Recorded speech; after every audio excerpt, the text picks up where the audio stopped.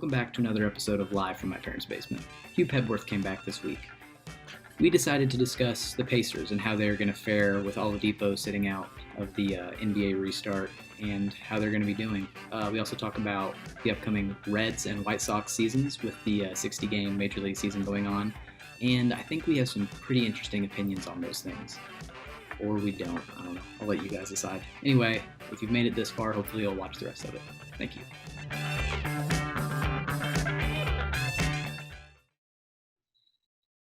All right, Hugh. So Oladipo's out. He's sitting out.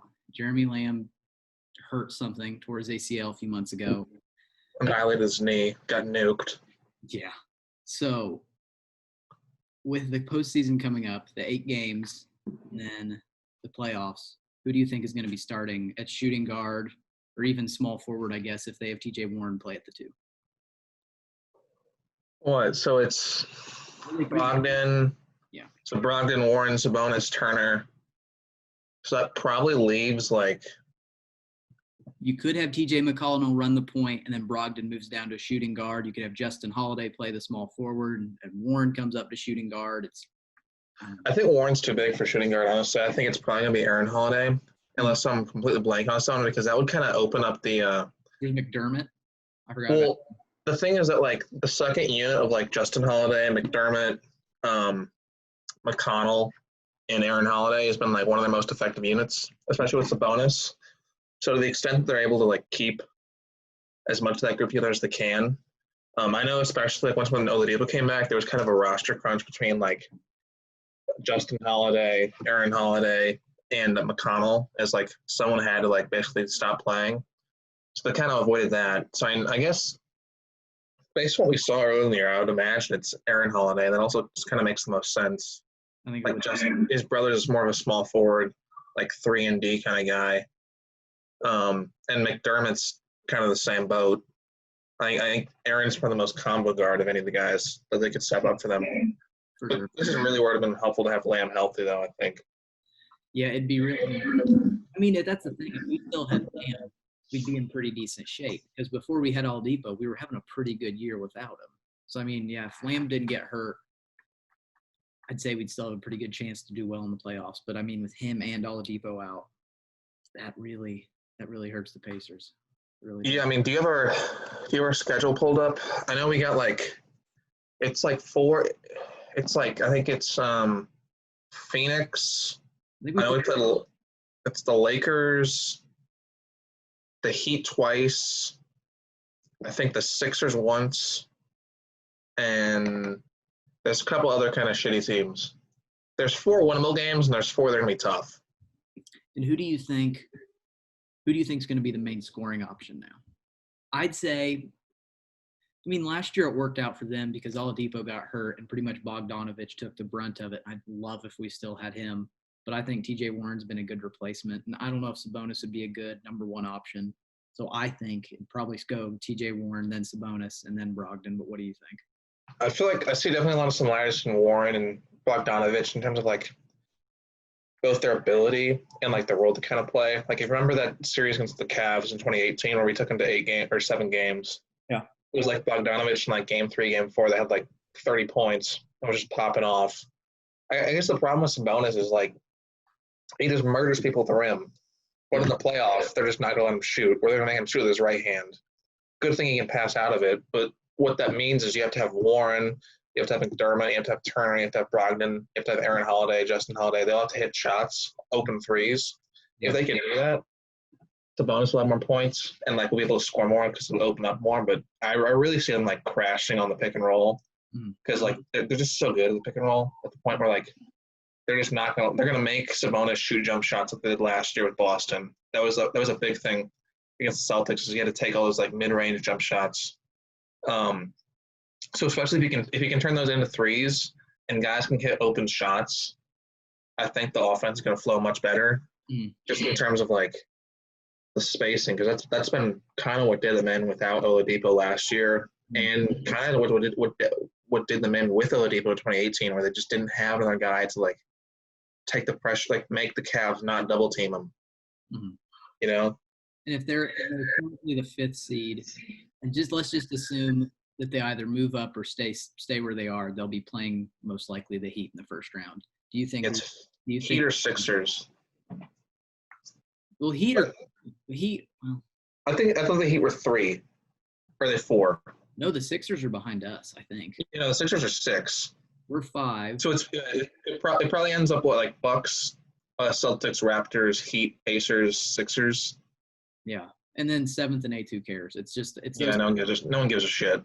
it's those 6 teams, and no one else cares. That's gonna be rough next year, and the Nets are good. Yeah, yeah.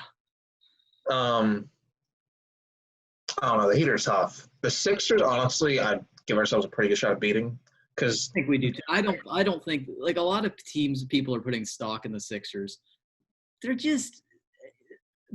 either falling apart completely or they're the best team in basketball. There's no coasting for them.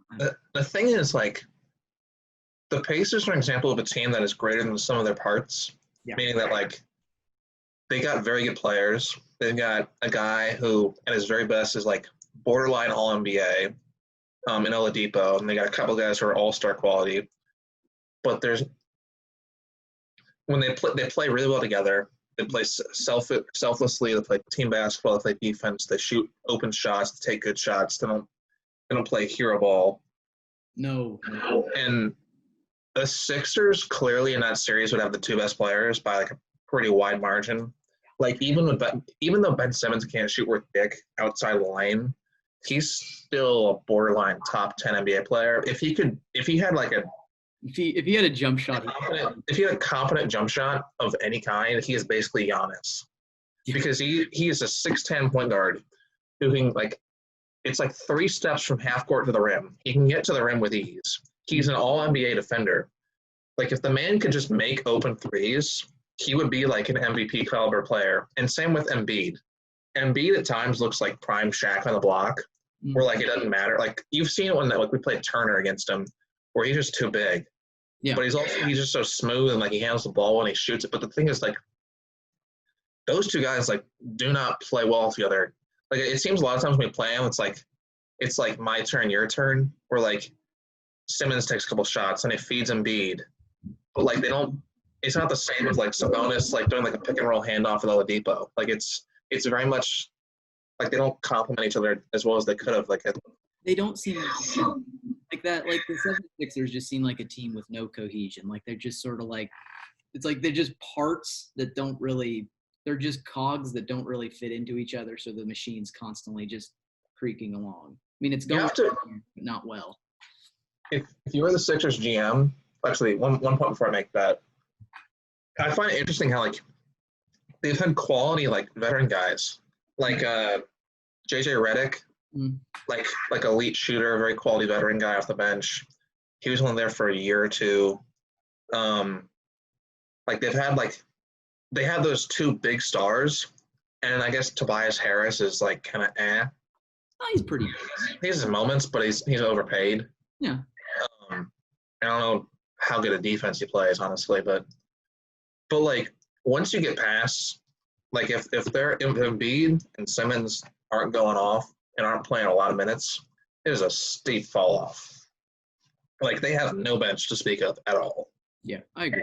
It does hurt them that they lost JJ Redick, since he's a great shooter and a great leader and just has a lot of experience. So that hurts them.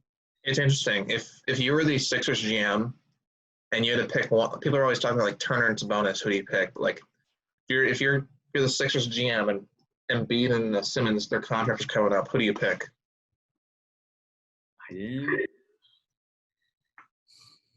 don't know. Because the thing with Simmons is he can't shoot, and that sucks. But I also think Embiid has more potential, but he sort of has problems with injuries at times. I think it's hard to pick. It's interesting. I'm trying to look up how old Simmons is, because I don't think he's like 22, 23. He's like the age of Sabonis, I think. Embiid's 26, and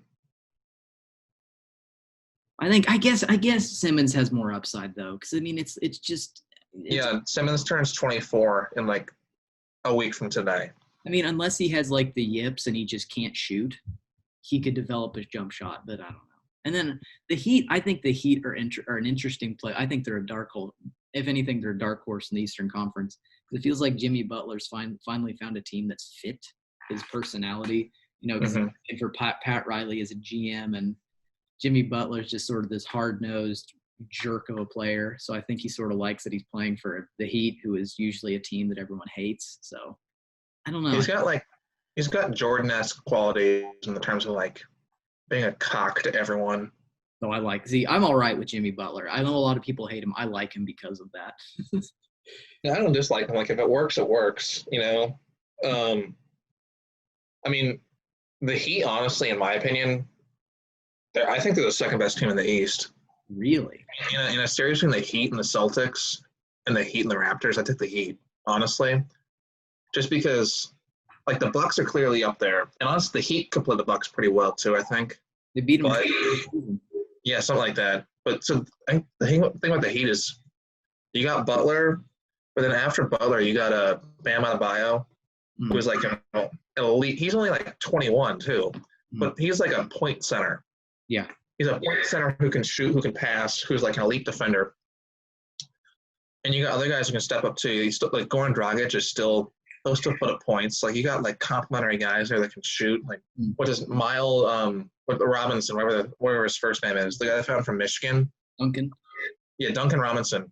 That dude was playing Division III basketball less than 5 years ago. Yeah. And now he like has an NBA like secure bench role. Yeah. Harrell looks good. I mean, they're just really solid, really flexible, and like just they're almost in some ways like a slightly better version of what the Pacers hope to be. Or like, yeah, that's it. As good as Oladipo and as good as Sabonis and Turner are, I don't think. I think you can pretty clearly say that Butler is better than Oladipo, at least right now, and Adebayo is at least slightly better than Sabonis and better than Turner. And I think we can definitely beat them in a series. They are not who I'd want to play in the first round. Honestly, I think I'd almost rather play the Celtics than the Heat. And like, so it's also just hard to figure out after the Bucks, because like I kind of know where the Sixers stand and I know where the Bucks stand, but like the Celtics, Raptors, Heat, those three in between, none of them are great matchups for the Pacers. But I think you can kind of argue on the order, and I think you can make a solid argument for like kind of any of them, really. So, okay, just yes or no, just one or the other. Do you think the Pacers will get through the first round? Yes or no? I think they'll go 4-4, which means that I think that they'll end up probably in the same spot they are as 5th seed. So that means the Heat. And right now, I'm going to say no. I'm going to say they'll lose in 6 games to the Heat. Yeah, I think no for me as well. Which is like really irritating because we always play in the fucking first round. Okay, and then the next thing I thought we could talk about with the Pacers is this is just rough because, like, NBA, there's a salary cap, so salaries have to match to do trades. So we'll just do maybe this matches because I don't know salaries. So what are some potential trades that you think could help the Pacers in the next few years that they could do? And this is, again, just roughly estimating, like, probably these contracts would match these in a trade. So I guess a lot of this depends on what Oladipo does next summer. So I guess this assumes that Oladipo signs, I guess, would be a max deal with the Pacers. And like you have him here for another 4 or 5 years. So I think right now you gotta, assuming Oladipo comes back healthy next year and is like at least an all-star next year, and Sabonis is an all-star again, I think those are very two solid building blocks. But I think you need another guy like Warren. Warren really is a lot like a younger Bogdanovich in that he's a very good scorer. He's gotten up to be like an average defender. He's like in that, like, if an all-star is like A- to A, he's in that like high B+ range of players where like very above average, but not quite sure, like we saw in the playoffs with Bogdanovich, that he can really like carry the team. Yeah.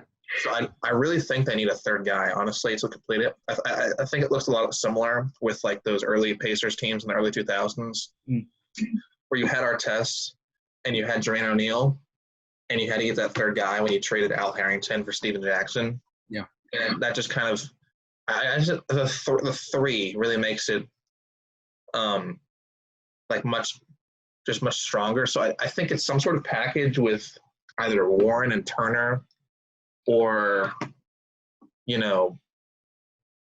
I don't know who that looks like. I think it's a 2 or a 3 they gotta get. Maybe it's Drew Holiday. Maybe it's somewhere. It's someone who's in that like borderline all-star range that's slightly better than the guys they've been getting. Like Bogdanovich was just kind of a guy with the Nets and the Wizards before they got him. Warren is a guy who could score, but like wasn't really known beyond that. So it's almost someone who takes like a Tobias Harris type leap. Like I think Tobias Harris, honestly, it wouldn't be the worst. I mean, on his contract, that's never going to happen. But like in that like talent tier, I guess is what I'm looking for. They've always been very solid. They need another guy to get over the hump, I think. Especially if you're looking at the Brooklyn with like Kyrie and KD next year, and the Sixers are still going to be there, and the Heat, Celtics, Raptors, Bucks, and that's going to be tough. And then I think this is with are you hearing me on like weird audio coming through? Yeah, sometimes it's just like a bit of delay or like feedback, but it's fine. Great. I'll have to fix that, or hopefully it works out. But this is assuming, because I know like when Oladipo's got with the Pacers already to work out an extension, they were on vastly different terms. So I guess with me, I'm going to assume that he just declares for free agency after this coming season. And this is assuming also that he's back to good form. So I think, and this is bold and people would hate this because he went to IU and he plays for the Pacers, so people love him. But I think you could somehow package together Oladipo with Miles Turner, and you could get a star. Like I think you could get a star for those two players, because you get a top 15 center with Turner, and you get one of the best players in the NBA with Oladipo. And I think you could get a star to go with that. And then once we get him, you have Sabonis as your next best person, and then you just have TJ Warren pretty much just doing what Lou Williams does, and his only priority is to score. So if they're not in the game, just be scoring. That's his only priority. I don't know. Oh, go ahead. Sorry. I don't know who you could get for those two, or even if it would be possible. And I know what would happen. But I was actually going to throw this out, which I know like the money will end up matching, but like, well, it'd be like a Oladipo Turner for like a Jason Tatum. That's exactly Brown type of guy. The Celtics wouldn't do that, and Tatum's gonna make a fuck ton of money in like 2 years. But like, it's funny because I told that exact deal to one of my friends. I was like, "What about Oladipo and Turner for Jason Tatum?" And he didn't think Jason Tatum was good enough. And I'm like, "It's pretty good. I'd take him for both of those two." So he's really made a leap forward this year, and I was trying to think of people who need a center. Like the Celtics, center's been their weak spot. And it would help both teams. I think it'd be beneficial to both teams for that deal. I don't think they'd do it, but you think they give us Marcus Smart too? Is that too much? That's probably too much. They're not going to give us or Jaylen Brown. Dude, Marcus Smart would be that would be a three-headed monster with Oladipo, Brogdon, and Smart. Because Smart would just be passing and doing everything. He wouldn't care to score. He'd be getting his 7 points a game and be happy. Can he shoot? I forget. I think he's a pretty decent scorer. He's just a pass first facilitator. He doesn't care. He's sort of just a do it all type of guy. Yeah, they could really go small ball if they went. Let's just assume they did like a Turner and like a first rounder for like Smart or whatever. So it'd be what, like Brogdon, Oladipo, Smart, and then Sabonis. And pick a stretch four. The thing with the centers, people forget, is that Baton's is still there, and like I think if he's given developmental time, he's got a legitimate chance to kind of blind a lot of the stuff that like Turner and Sabonis do well. Like he's a shot blocker like Turner, and he can shoot from the outside really well, but he moves a lot like Sabonis, and he's very he knows what he's doing. He's not like Turner, where Turner gets like herky-jerky and kind of like – sometimes Turner gets the ball, it looks like he has like a deer in the headlights. He's like, oh, no, I got it. What the fuck do I do? And he shoots like this off-bounce shot. So that's kind of a consideration to think about. Like, I would be shocked if they traded Sabonis. I think Turner goes before they trade Sabonis. I don't know that they actually have to trade both of them. I guess we'll see. I would say the real decision point is after next season. assuming there's a full season, because we're going to find out what we're going to do with Oladipo. And you're going to get, at that point, basically 2 years to look at Sabonis next to Turner. And I don't think they're going to get rid of Sabonis, honestly.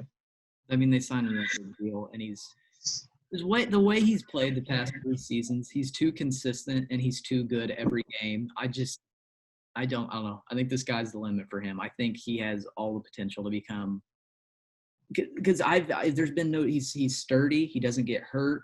I've really never seen, like, a bad game for him is like 12 points and 10 rebounds, which is still fantastic. So if his arms were like 3 inches longer, yeah, it'd be fantastic.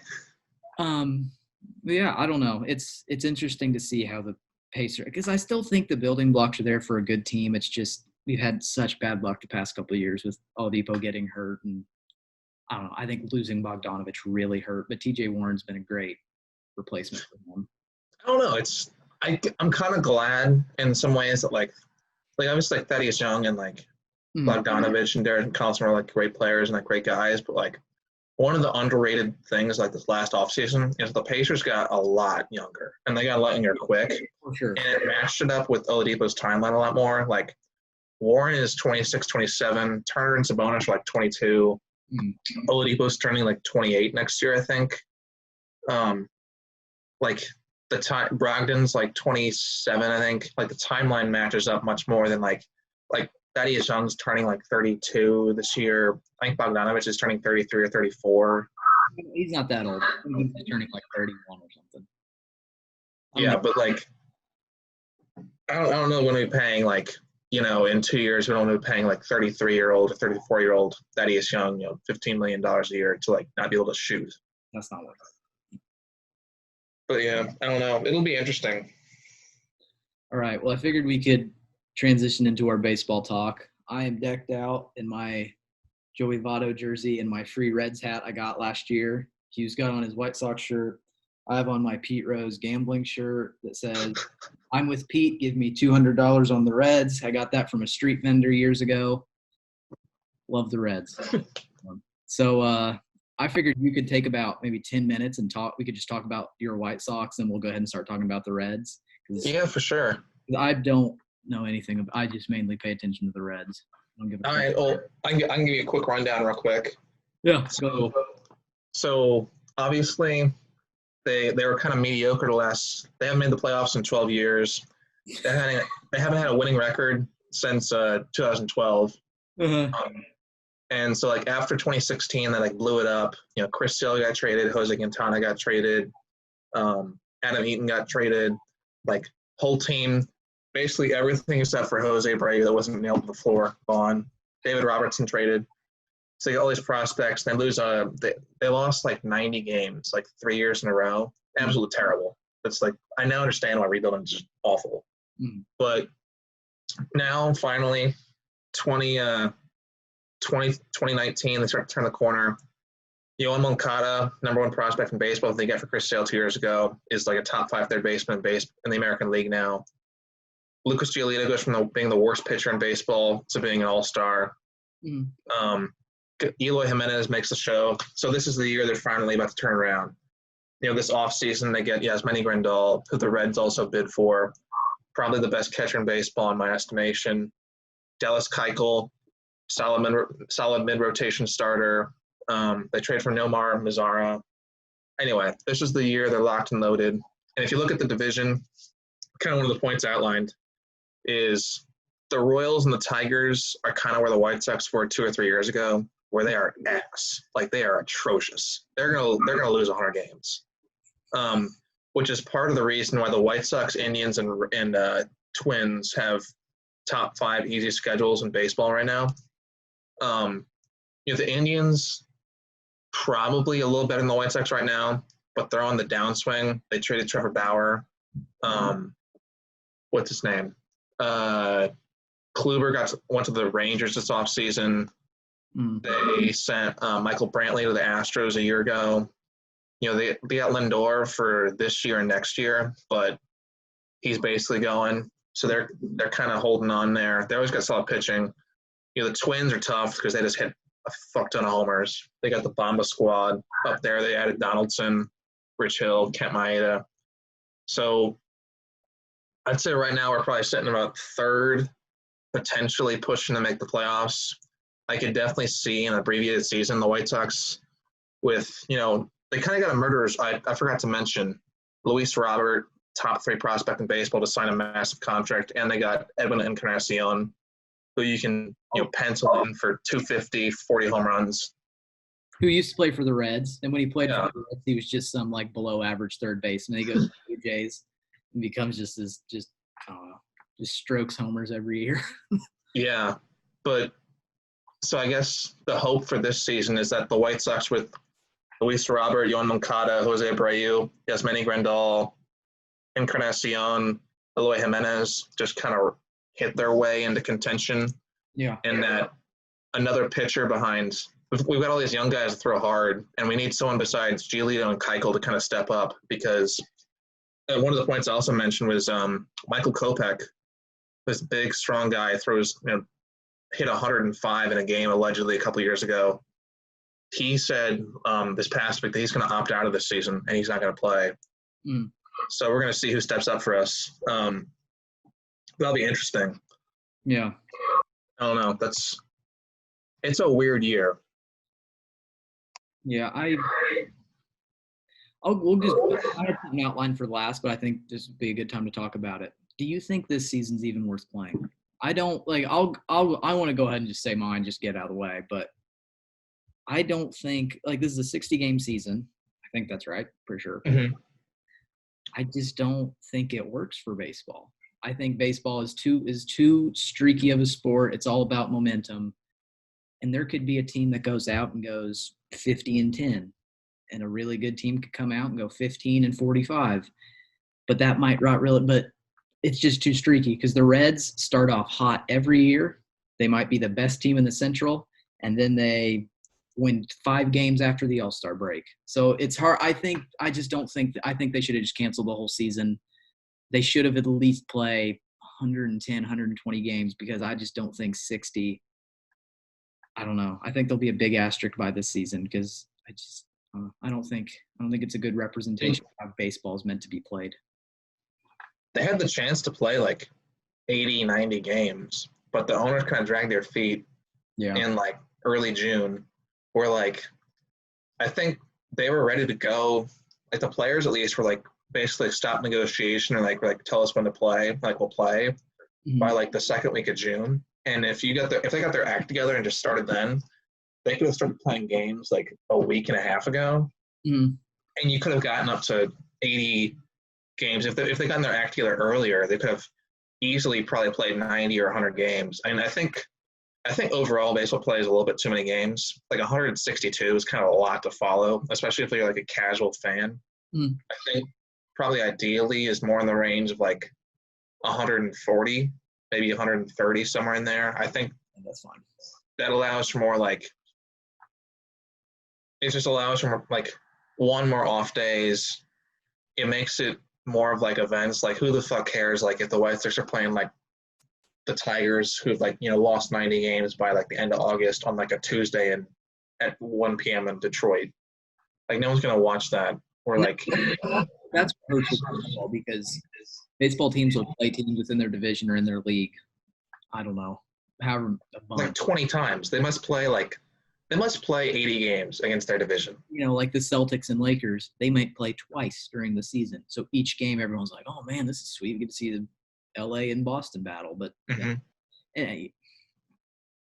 I think 130 game, 140 game season would be fine. It used to be 154, I think, up until the 50s or 60s. So. Yeah, I mean, but as to whether this season is legitimate, I just don't see how it can be. I mean, I don't know. What makes the season legitimate, I guess? If the Reds win the World Series, it is legitimate. But I guess that's kind of the point, though. If your team wins the World Series, would you count it? And that tells you that the season should be legitimate, because everyone would. Oh, that's yeah. Other people might be it's kind of bullshit, but the White Sox won the Series. Hell yes, I'd count it. I'm taking it. See, that's the only the I guess, roughly 1 in 30 chance. Well, that's not correct, but the slim chance the Reds make the World Series out of the 30 teams. Great. I'm all for this 60-game season. Other than that, I don't want it. I do like, honestly, I wish they would do this more. I like how they're playing people that are like geographically close because like the White Sox get to play the Cubs a couple times a year. But like other than that, honestly, I feel like I'm more invested in like a White Sox Cardinals or a White Sox Red series than I am like, White Sox Mariners. Yeah. Or like White Sox Orioles. Like I don't care that much. I think there's just more natural rivals. Like especially like the Brewers used to be in the American League. Like I think there are some interesting games, especially because there's a lot of really good teams in the Central for both leagues now. Like there's 3 teams in the American League that are contentious, right? And like everyone except for the Pirates is good in the Central for the National League. The Pirates are gonna be terrible. Man, I hate Pirates, man. They're just idiots. I don't like them. Oh, but yeah, I mean, so yeah, I guess the answer is I would consider it legitimate, especially if the White Sox won. Yeah, that's my answer too. It is only legitimate if my team wins. That's it. If Reds go 50-10, great. If they do 10-50, no, it doesn't count. I'll go ahead and talk about the Reds actually. I wrote down, will the Reds' usual streakiness help them or hurt them? Who knows? I don't know. We usually play bad after the All-Star break, and it would be after the All-Star break when they're starting. Or is this going to be beginning in the season and we're hot for the first 60 games? I don't know. I feel like the answer's got to be yes, doesn't it? Because like, think about it. Like, if there's such a compressed season, that means there's less time to like correct whatever the streak is. So like, yeah, there's a possibility the Reds could like go out there and like shit the bed. Yeah. Like if the Reds like came out there and won like, 12 of their first or like 13 of their first like 20 games, they're in good shape. And then like kept going, like that's a third of the season. Yeah. Like 2.5 weeks, like one game counts every 3 games. Like if you're like that's another reason I'm kind of hopeful this year for the White Sox. Where like if they can kind of like catch the lightning in a bottle for a couple weeks, that goes a lot longer than it would in an 162 game season. Yeah, I guess that's also the problem though. But it's hard telling. I don't know. Yeah, but like I wouldn't say the Reds are favored to win their division anyway, so it can't hurt them. Like it's already gonna be difficult. Like at the beginning of the year, there was a lot of sports writers saying they had a decent. Like I don't know. I think at the beginning of the year, all the sports writers I was reading saying that the Central was wide open. Reds had a pretty good shot. Mm-hmm. I mean, this could benefit them. It's hard telling. I hope, and it probably won't because it's just how life and age goes. But I'm really hoping Joey Votto will have some semblance of his old self. I'm not saying he's batting the .315 with the 30 home runs and the 95 RBIs, but I'll take a 300 with 15 home runs and 60 RBIs. But he looked pretty jacked from what I saw. That's what I love about him is he takes baseball maybe more seriously than any other player within it. He's not good. At one point in baseball, he was probably the best hitter there was in baseball, most disciplined. He's just not that anymore. He's not the most talented, but I think he's probably one of the most hardest, most focused players. So if he can have some semblance of that this season and bring some more leadership back, I think it could really help them. But I don't know. I know like Suarez, he said, and I remember when I think when Scooter Gennett played for the Reds, they both said they started taking a lot of tips from him and modeling their swing after him. And Suarez, I think if the Reds would have done really well last year, he would have been an MVP candidate because he had a crazy good year. So I don't know. I hope he comes to have some semblance of a role this year. And I'm really hoping because in the past few years we've had great hitting and the pitching's been terrible. And then last year, just flip that, great pitching with no hitting, so we were terrible. I hope they can match up. I mean, we've done a lot of good moves this offseason. We got Moustakas at third. We got Aquino in the outfield, but who knows if that was just a flash in the pan. I hope, I don't know. Maybe he could be Jay Bruce 2.0 and just hit home runs. And that's all he has to do. I thought Moustakas was playing second. He might be playing second. I know he plays both. Because I know because Suarez is probably entrenched at third. Oh, yeah. Okay, well, Moustakas is playing second then. That's right, because Suarez plays third. Yeah. I'm trying to think. So it's been forever. I haven't watched the Reds play since September. I'm having a hard time remembering who's even on there. Well, hold on. I have the roster pulled up. I mean, the rotation will be good. They have Castillo and Desclafani and Gray and Wade Miley. Trevor Bauer. I don't know. I'm just going to be happy to watch them regardless. They've been bad my whole life, so it's not really going to affect me too much. So, dude, I gotta fucking stream them off Reddit this year. I'm kind of pissed. The Cubs got their new TV network, and that means that they used to play on WGN, and the White Sox are going to NBC Sports Chicago, which means they're no longer playing on WGN, which you can get here. Also, related point. Yeah. Sincerely, a fuck you to whoever designed the MLB blackout policy. It's terrible. I'm blacked out from the Reds, White Sox, Cubs, and maybe the Cardinals. Dude, have I told you this? If you live in Iowa, you are blacked out from the White Sox, Cubs, Brewers, Twins, Cardinals, and Royals. Who are you watching? Nobody. Yeah, if you're in Iowa, the 6 closest teams, none of which are within your state, you cannot see on TV. If you get the MLB TV app, it's like they want people to not watch baseball. It's mind-numbingly stupid. And we talked about this last time. Baseball for the last few years, for some reason, has tried to market themselves like the NBA with superstars. Baseball's just not like that. It's like what you said. They just need to focus on it's baseball. It's America's pastime. We want you to watch it. We want you to enjoy it. Watch these guys go out here and play. Have a nice afternoon. Have a nice Saturday night. But instead, they're like, Mike Trout is the equivalent of Michael Jordan. Well, talent-wise, sure, but marketability, no.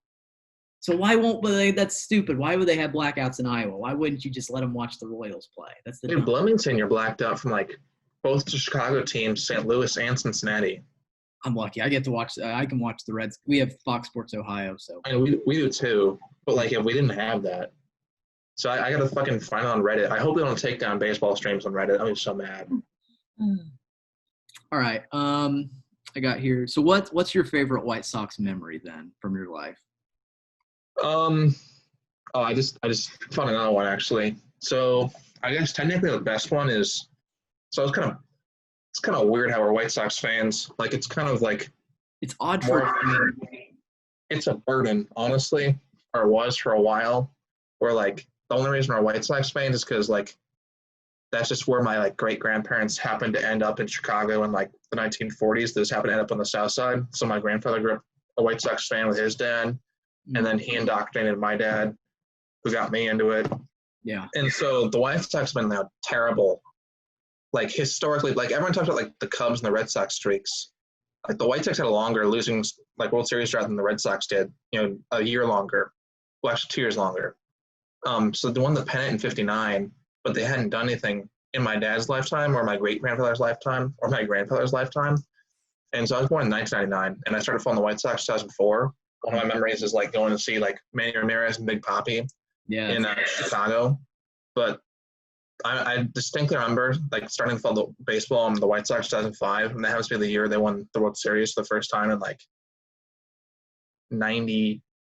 88 years, I think, actually, which was pretty clutch, honestly, and not bad timing, if I say so myself. So I'd say having the White Sox win the World Series the first year I started following them, highlight. Manny Ramirez and Big Papi in Chicago was hotter than hell. It was 110. And then I saw in 2008, I went down to Cincinnati and saw them play the Reds. That was really nice. But yeah, what about you?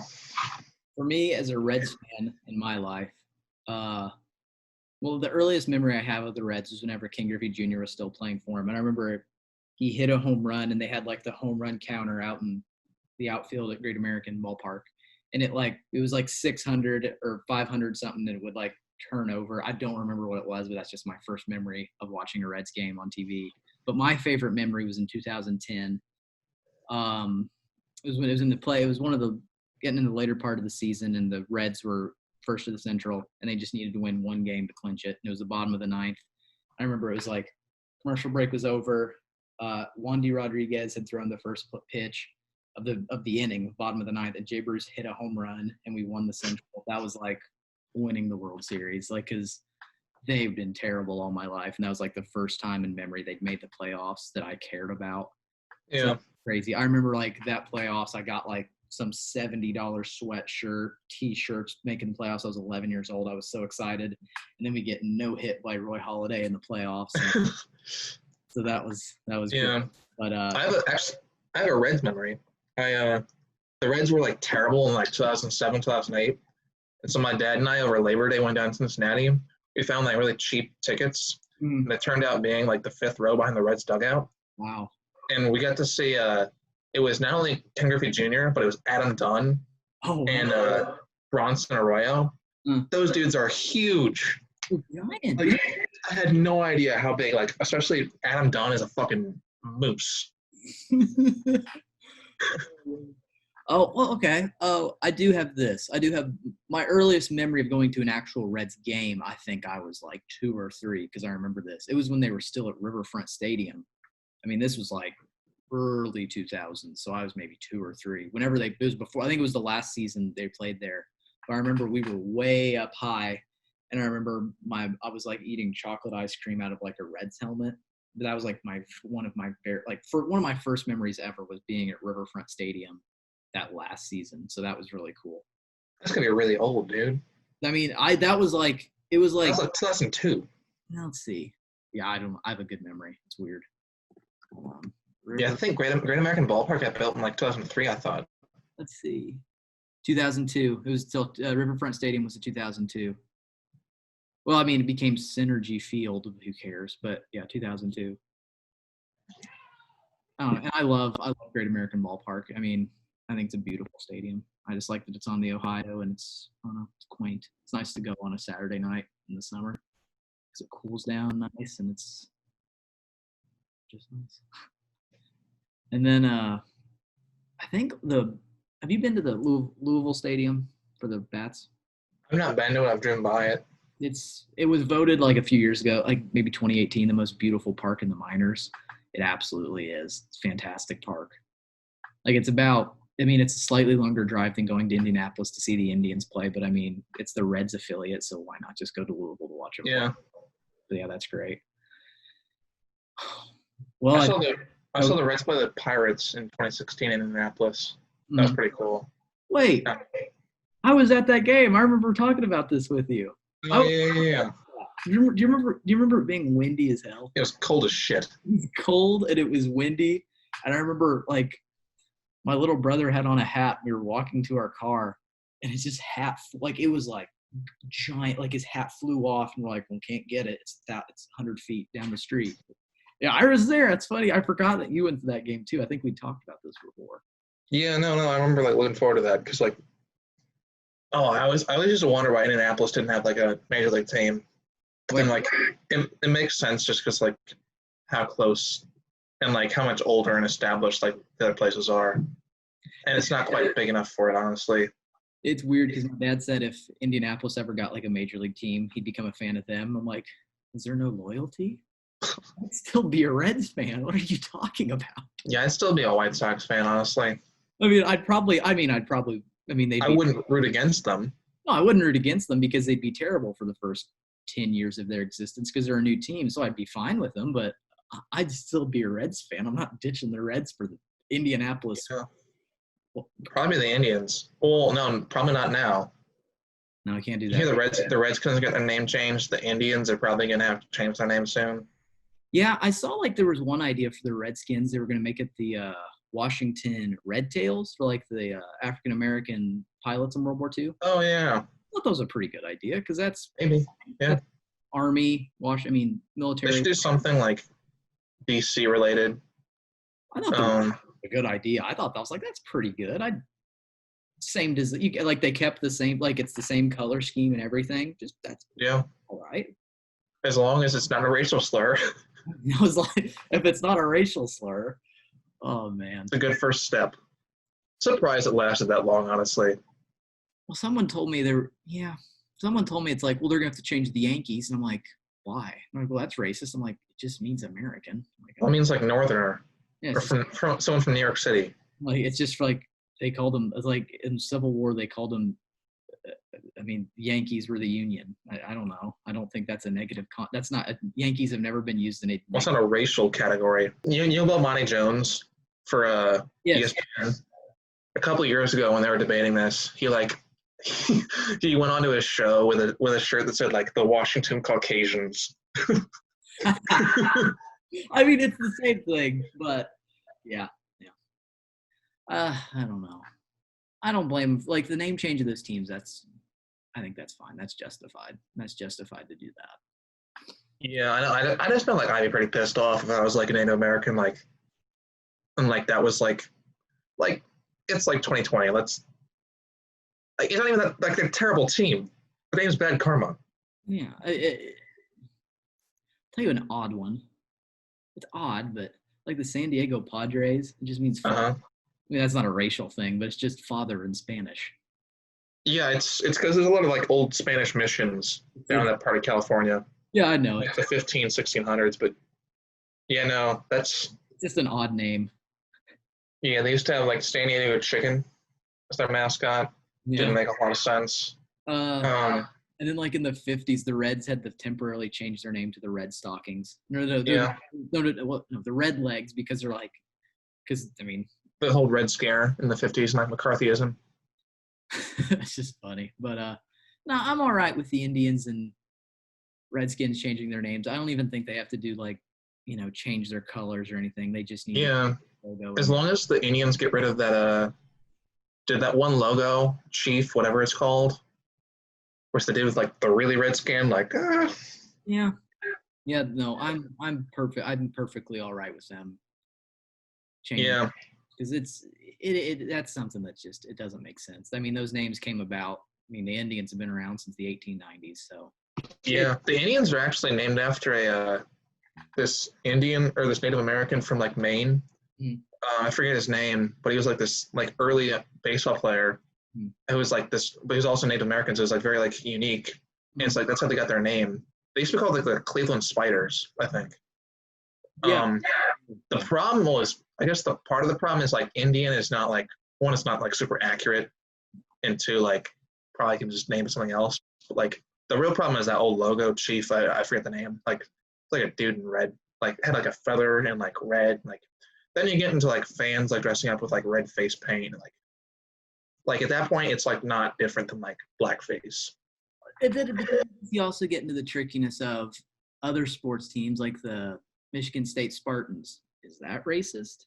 Because I mean that's also no, because that's just a historical like. No one identifies as Spartan. I guess the real question is like, do you think like the Braves, Florida State, Kansas City Chiefs should get rid of like the tomahawk chop? No, I don't. That doesn't bother me. But that's also the thing because the Braves are also referring to like Indians. So yeah, it's a slippery slope. But I think the Indians and Redskins are fine to change. The other ones, I don't know. More scrutiny, I guess you'd have to put under it. Yeah, I mean, it's not the names. I think the problem people have with the tomahawk chop is that like it just reinforces this narrative of like Native Americans being like violent and like warlike, and like that's like their whole identity. Or like it's like a much more like complex thing. But yeah, no, it's an interesting thing. I guess talking about like new MLB teams, I think if Indianapolis wouldn't get one, but the places I've heard that like would be like have decent shots would be like Charlotte, Nashville, Portland, Oregon, or like one of the Texas cities like San Antonio maybe. I think Tennessee needs one. I think one of Tennessee or Charlotte will get it. You could do well. I don't know. Could do one in like. I think New Orleans would be all right. No, they lost their AAA team. They wouldn't support. Weird because baseball's big in the South. Yeah, maybe football's bigger down there. I don't know. Well, their stadium was like it's like if you built like a. It's like if you stuck the Indian Stadium in Indianapolis, but you put it in like Fishers. Yeah. Like it was like in a suburb. Like it just Who cares? Yeah.